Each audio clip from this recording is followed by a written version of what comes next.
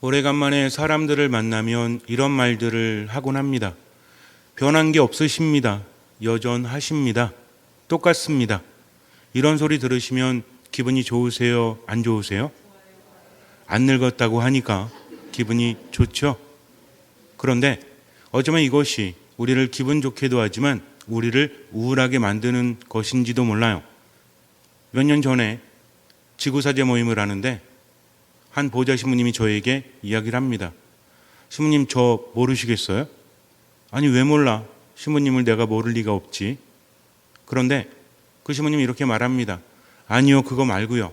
제가 예전에 신부님이 보좌 신부님이셨을 때 복사를 했었습니다. 그러는 거예요. 그래? 몇 학년이었는데? 3학년이었습니다. 근데 지금은 같이 신부가 되어서 있죠. 아무리 얼굴을 봐도 모르겠는 거예요. 1년 봤으니 알 리가 있겠습니까? 그래서 제가 한 말이 많이 변했구나 라고 말을 했습니다. 알지 못하니까 초등학교 3학년이 이제는 신부님이 되어서 제 앞에 서 있으니 어찌 알아볼 수 있겠습니까? 매일 보는 사람이야 알아볼 수 있겠지만 그렇지 않죠. 아이들은 볼 때마다 변합니다. 키가 크고 얼굴 생김새가 달라지죠. 또 한 번은 뮤지컬을 보러 서울에 갔었는데 잠시 쉬는 시간이 되어서 커피 한 잔을 마시는데 어떤 아가씨가 다가오더니 어머, 신부님이세요? 저 모르시겠어요? 그러는 거예요. 알 수가 없죠. 누구세요? 그랬더니 저예요, 저. 누구세요? 아니, 기억을 못 하시면 어떻게 합니까? 아니, 누군데 그러십니까? 그랬더니 이 친구 역시 제가 어느 본당에 있을 때 초등학교 3학년이었대요. 아가씨가 되어서 눈앞에 서 있으니 어찌 알아볼 수 있겠습니까? 더군다나 아가씨들은 화장을 하죠. 초등학교 3학년짜리 여자아이와 복사를 했다고 하는데 이 친구도 화장을 하고 나타난 20대의 아가씨를 어찌 제가 분간할 수 있겠습니까? 그래서 또 뭐라고 했게요? 많이 변했구나 라고 말을 했습니다. 아이들은 많이 변합니다. 그렇기 때문에 힘차 있는지도 몰라요. 어른들은 변하지 않습니다. 성장이 멈추면 물론 변하지 않았네요 라는 말이 늙지 않았다는 말로 들려서 기분이 좋을지 모르겠지만 멈춰 있다라는 거죠. 이제는 뭐만 남았습니까? 늙어질 일만 남았다는 거죠. 이것이 우리를 우울하게 하지 않습니까? 여러분들도 인생을 살아가면서 이제 멈춘 순간부터는 안정적일지도 모르겠지만 별 희망도 없죠. 바뀔 것도 없어요. 아이들은 아직 모릅니다. 인생이 어떻게 갈지. 그것이 아이들로 하여금 살아가게 하죠. 인간의 삶이라는 것은 지금을 살아야 됨에도 불구하고 앞으로 어떻게 될까라는 것이 지금의 삶에 영향을 미치죠. 무엇이 우리를 힘들게 합니까? 나아지지 않을 거야. 아무리 애를 써도 나아질 수 없을 거야.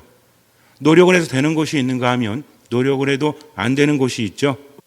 삶이 멈춰지게 되면 그때부터는 아무리 선택을 해도 그 선택의 폭이 넓지는 않습니다. 그래서 이제는 더 나아질 수 없는 것 같아.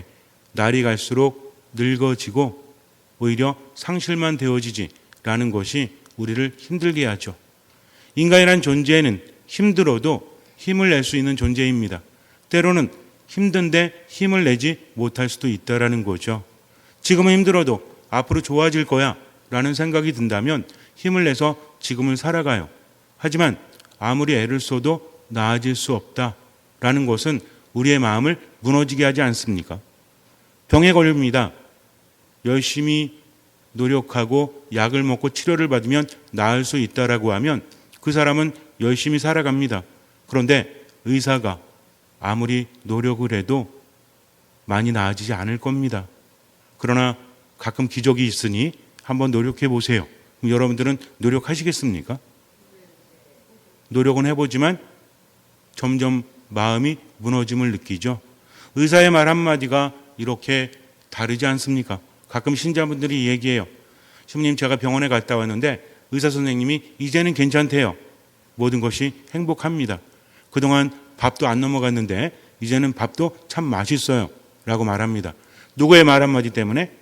의사의 말 한마디 때문에 이렇게 힘을 내기도 하고 또 힘을 잃기도 하죠. 인간의 삶이라는 것은 이렇습니다.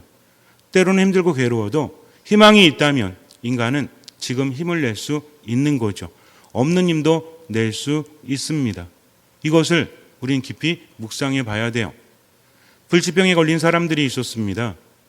아무리 애를 써도 호전되지가 않는 거예요. 그런데 최고의 의사에게 찾아갑니다. 그리고 묻습니다. 어떻게 하면 저희들이 나을 수 있죠? 의사는 말합니다. 한 가지 방법이 있습니다. 약을 드시면 되는데 그 재료를 찾는 것이 참 힘듭니다.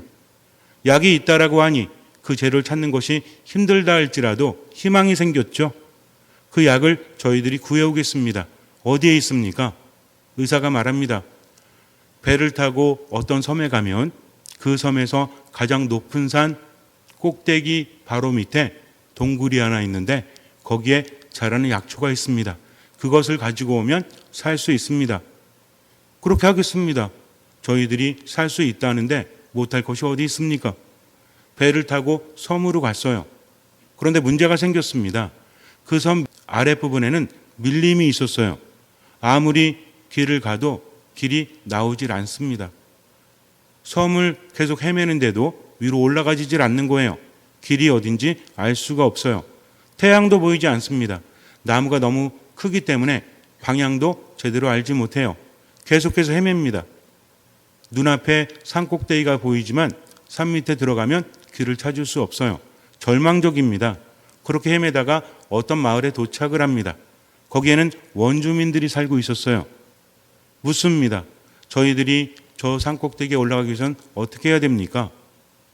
마을 사람들이 말합니다. 저기는 아무나 올라갈 수 없습니다. 길을 아는 사람만이 갈 수 있죠. 길을 아는 사람이 있습니까? 예, 있습니다. 우리 마을에 한 사람이 있는데 그는 지금 밖에 나가 있습니다. 이제 돌아올 것입니다. 또 희망이 생깁니다.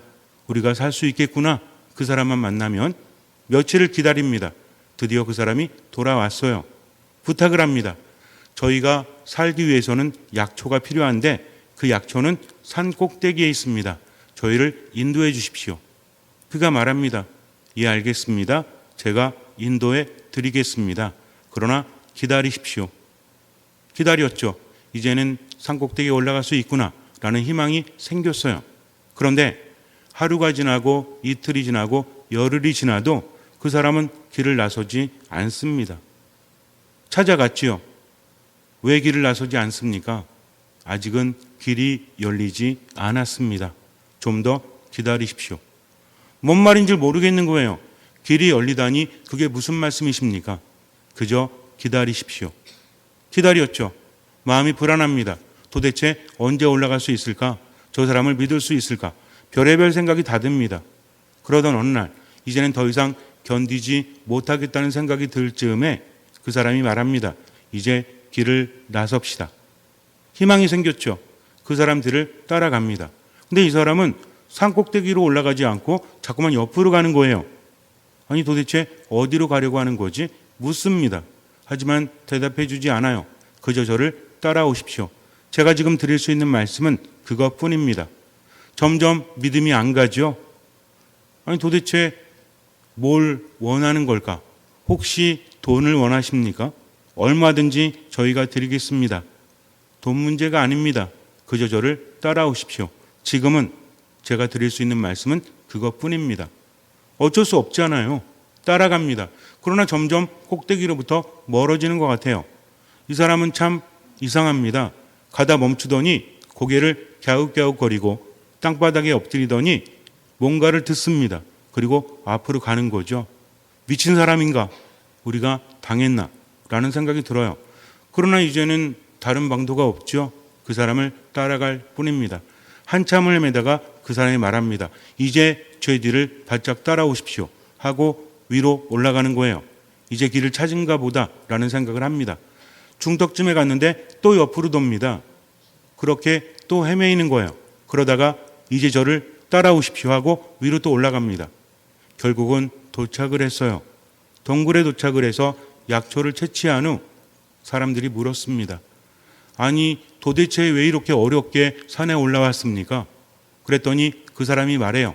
이 산은 살아있습니다. 늘 움직입니다. 눈앞에 길이 보인다고 할지라도 그것은 길이 아닌 경우가 많죠. 사람이 만든 길이 아니라 동물들이 만든 길입니다. 그곳으로 갔다가는 큰일 날 수 있죠. 이 섬에는 독충들이 많습니다. 그리고 위험한 동물들이 많습니다. 제가 이리저리 헤맨 곳은 피해갈 곳을 피해가기 위해서였습니다. 저는 귀를 기울입니다. 주변에 어떤 존재가 있는지 아무리 길이 보인다고 할지라도 그 존재를 만나면 안 되기 때문에 돌아간 것 뿐입니다. 나무도 마찬가지입니다. 이곳은 밀림 지역이기 때문에 늘 길이 움직입니다. 저는 여태까지의 경험 삼아 그 길을 알고 있을 뿐이죠. 그러나 이곳을 여러분에게 설명할 수는 없습니다. 제가 그때마다 여러분에게 말할 수 있는 것은 지금은 저를 따라오십시오. 지금은 멈추십시오. 이것뿐이었습니다. 그러나 길을 찾게 되었으니 얼마나 좋습니까? 저는 그것을 확신합니다. 왜냐하면 저는 여기에 살았기 때문입니다. 라고 말을 해요. 바로 길은 어디에 있었죠? 그 사람에게 있었죠. 눈앞에 보이는 것이 길이 아니라 그 사람이 길이었다는 겁니다. 그래서 길이라는 것은 눈으로 보고 갈 때도 있지만 정말 중요한 길은 따라가는 길이라는 거죠. 내 앞에 보이는 것이 길이 아닙니다. 그 길을 아는 사람을 따라가는 것이 참된 길이라는 거죠. 이것을 우리는 묵상해 봐야 합니다. 눈앞에 보이는 길은 어쩌면 우리에게 쉬운 길일지 모르겠지만 그 끝에는 절망이 있다는 거죠. 때로는 답답해도 따라갈 수 있는 길, 그것을 따라가야 합니다. 그 사람을 신뢰해야 되겠죠. 신뢰한다는 것은 무엇입니까? 믿는 것이죠. 처음에는 이 사람은 어떤 사람이다 믿습니다. 그런데 그 사람을 따라가다 보니까 마음이 흔들릴 때도 있죠. 이럴 때 초심을 잃으면 절대로 안 돼요. 그 사람을 따라가야 합니다. 믿었다면 끝까지 믿어야 한다는 거죠. 내 눈앞에 길이 아닌 것 같아도 그 사람이 오라고 한다면 그 길을 따라가야 하는 겁니다. 이것이 바로 신뢰요 믿음이라는 거죠. 이 믿음이 왜 생겼죠? 마을 사람들이 보증했기 때문이죠. 저 사람만이 길을 압니다. 그것이 유일한 길이었다는 거죠. 그래서 따라가야 하는 겁니다. 인간의 삶이라는 것이 이래서 힘든 거예요. 이 길이 맞는 걸까? 이 길이 맞지 않는 걸까? 그래서 길이 어딘지 알고 그 길이 참되다는 것을 알면 지금 힘들어도 걸어갈 수 있다는 거죠. 여러분들에게 투자를 하라고 합니다. 여러분들이 투자를 하면 힘들어도 나중에 10배의 수익이 있습니다. 이것은 확실합니다. 라고 한다면 여러분들은 투자를 하시겠습니까? 하지 않으시겠습니까? 투자를 하시겠어요? 안 하시겠어요? 할 수도 있고 안 할 수도 있죠. 아무나 와서 그렇게 말한다고 우리가 따라가진 않습니다. 근데 그 사람이 정말 보증된 사람이에요. 워렌 버핏이라고 아세요? 몰라도 돼요. 성경상의 인물만 알면 되죠. 전 세계적으로 가장 투자를 잘하는 사람이라고 합니다. 이 사람이 어떤 주식을 사면 주식값이 올라요. 왜? 사람들이 따라서 살기 때문입니다. 이 사람이 어떤 주식을 팔면 주식값이 떨어진다고 합니다. 왜? 사람들이 따라서 팔기 때문이죠. 투자의 왕이래요. 요즘에도 마찬가지입니다. 워렌 버핏이 어디에 투자를 하나 사람들은 주시한다고 하죠. 이 사람에 대한 신뢰가 있습니다. 그 사람이 와서 여러분에게 투자하라고 말한다면 여러분들은 투자하실 거예요. 왜? 그 사람을 믿기 때문이죠. 그런데 본당 신부가 여러분들 여기에 투자하십시오. 앞으로 10배의 수익을 얻을 겁니다. 그럼 투자해야 돼요? 안 해야 돼요? 안 해야 돼요. 절대로 안 해야 됩니다. 본당 신부는 그것을 알지 못하기 때문이죠. 말의 내용이 중요한 것이 아니라 어떤 사람이 그 말을 하느냐가 중요하다는 거죠. 인생은 어떻습니까? 어쩜 우리는요, 하루하루 살아가는 것이 아니라 하루하루 죽어가는지도 몰라요. 남들에게 드러내 보일 수 없고 힘을 내서 살아보지만 마음은 점점 우울해집니다. 왜? 나아질 것이 없다고 생각하기 때문에. 몸도 마음도 정신도 그렇다고 생각을 하기 때문에. 그러나 인간을 살아가게 하는 것은 생명력이죠. 길이 험해도 힘이 넘치면 얼마든지 갈 수 있습니다. 하지만 길이 평탄해도 힘이 없다면 가지 못하죠. 가끔 이런 말을 합니다. 성지순례 가는데, 해외 성지순례 갈 때 많은 분들에게 이야기합니다. 중요한 건 더 젊을 때 가셔야 합니다. 왜요? 많이 걸어가야 되기 때문에. 이스라엘도 그렇고 유럽도 그래요. 그래서 한 살이라도 어릴 때 순례를 떠나십시오. 라고 말합니다. 왜? 그만큼 힘이 있기 때문이죠. 1년, 2년, 3년이 지나면 뭐가 떨어져요? 힘이 떨어지니까 그렇게 하라고 합니다. 이게 중요한 거예요. 그래서 힘이 있다면 아무리 길이 험난해도 길만 있다면 갈 수 있어요. 하지만 눈에 길이 쉬워 보여도 내게 힘이 없다면 갈 수 없죠. 아무리 맛난 음식이 있다고 할지라도 뭐가 성하지 않으면, 이빨이 성하지 않으면 그 맛을 알 수 없는 것처럼 인간은 이런 존재입니다. 어쩔 수 없이 시간이 흐를수록 상실되어질 수밖에 없다는 거죠. 그러나 우리에게는 길이 있습니다. 생명력이 넘치는 길이 있다는 거죠. 요한 1서 5장에서 우리에게 말해주고 있죠. 하느님께서 우리에게 영원한 생명을 주셨고 그 생명이 당신 아드님에게 있다는 것입니다. 아드님을 모시고 있는 사람은 그 생명을 지니고 있고 하느님의 아드님을 모시고 있지 않는 사람은 그 생명을 지니고 있지 않습니다. 영원한 생명을 하느님께서 이미 주셨다는 거죠. 어떤 사람이 그 생명을 지니고 있습니까? 아드님을 모시고 있는 사람. 모신다는 건 뭐죠? 믿는다는 거죠. 그리고 뭐 한다는 겁니까? 따라간다는 거죠. 누군가를 모신다는 것은 그분을 따라감을 의미합니다. 그래서 예수님을 믿고 예수님을 따라가는 사람은 무엇을 얻는다? 영원한 생명을 얻는다는 거죠. 영원한 생명이라는 것은 죽어서 천국 가는 것만을 의미하는 것이 아니라 지금을 생기 넘치게 살아간다는 겁니다. 때로는 불안하기도 하고요. 때로는 두려워하기도 하죠. 그러나 예수님만 보고 따라간다면 지금을 충실히 살아갈 수 있습니다. 온갖 걱정과 온갖 두려움이 있죠. 그런 게 있습니다. 인간이 살아가다 보면 흔들리게 마련이라는 거죠. 그때 예수님께서 뭐라고 하십니까? 나다 안심하여라. 두려워하지 마라. 안심하고 두려워하지 않는 이유는 무엇입니까? 예수님이 아주 짧게 말씀하셨죠. 그 이유가 뭐예요? 나다. 내가 있다. 나를 바라봐라. 두렵고 힘들 때는 그저 나를 보고 따라오면 된다. 이것이 무엇이다? 이것이 믿음이라는 거죠. 믿음을 가져도 이리저리 흔들릴 수밖에 없어요. 세상이 나를 힘들게 하고 내가 나를 힘들게 하기 때문입니다. 살아갈수록 실망만 하잖아요. 세상이 안 변하죠? 또 누구도 안 변해요? 나도 안 변해. 이렇게 살고 싶은 게 아닌데 자꾸만 내가 나를 실망하게 합니다. 그럼에도 불구하고 실망하지 말라는 거죠. 누가 함께 하십니까? 주님께서 함께 하시니까. 하느님께서 함께 하시고 그 하느님이 누구시기 때문에? 예수 그리스도이시기 때문입니다. 믿음이란 이런 거예요. 때로는 흔들리고 때로는 실망하고 절망할지라도 누구를 바라보고? 예수님을 바라보고 그분을 따라가는 거죠. 명심하십시오. 이것이 믿음이에요. 내게는 불가능하지만 하느님께는 모든 것이 가능하기 때문에 내 약함마저도 하느님께 봉헌하고 지금을 살아가는 겁니다. 처음에는 힘들 수 있어요. 그러나 그렇게 살아갈 때 불안 속에서도 두려움 속에서도 예수님 바라보고 주님 당신을 따라가겠습니다 하면서 미사를 봉헌하고 말씀을 묵상하고 기도하게 되면 지금 힘이 생깁니다. 그 힘으로 우리는 살아갈 수 있다는 거죠. 묵상하십시오. 끊임없이 묵상하십시오. 그 묵상이 우리에게 많은 힘을 준다라는 거죠. 복음 묵상도 마찬가지입니다. 예수님께서 세례를 받으셨을 때 어디가 열립니까?